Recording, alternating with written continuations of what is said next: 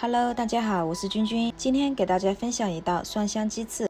准备好需要用到的食材，把鸡翅从中间破开，一分为二，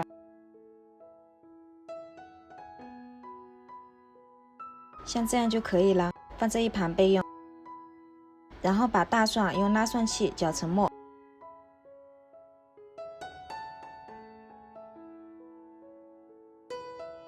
姜先切丝，再切成末。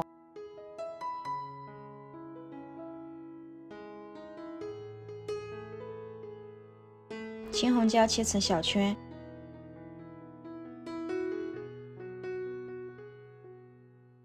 鸡翅中放入蒜蓉、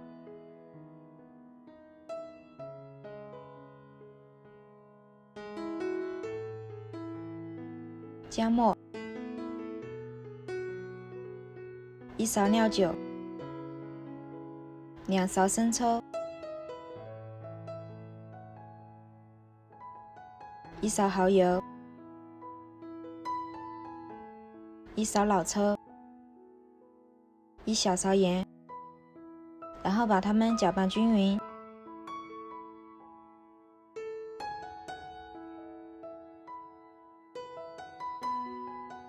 鸡翅腌制20分钟入味。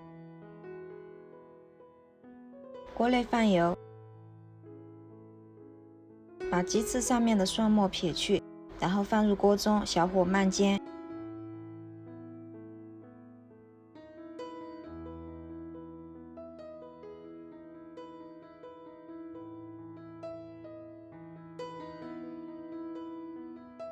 鸡翅煎至两面金黄，像这样就可以了。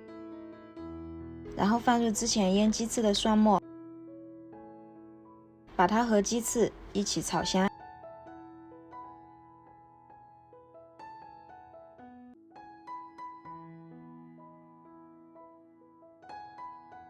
最后放入青红椒，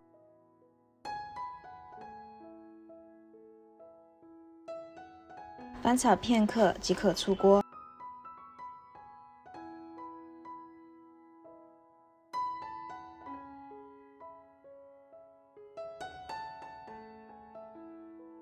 哇，好香啊！鸡翅这样做比可乐鸡翅还要好吃，喜欢你也试试吧。喜欢我的视频可以点赞加关注哦。